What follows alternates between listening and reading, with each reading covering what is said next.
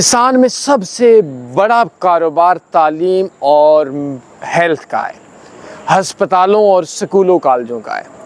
پاکستان میں سب سے زیادہ برے لوگ ہسپتال والے اور تعلیم والے ہیں۔ پاکستان کے اندر سب سے معزز پیشے جو ہیں وہ بھی ہیلتھ اور تعلیم ہے، لیکن پاکستان کے ان معزز جو پیشے ہیں ان کو کن وجوہات کی بنیاد کے اوپر سب سے ظالم اور شفاق پیشہ بنایا گیا ہے؟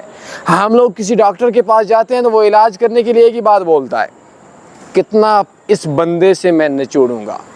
ہمارے پاس اسکول کے اندر 1 مہینے کی فیس جمع نہ کراؤ، بچے کو اسکول سے نکال دیتے ہیں۔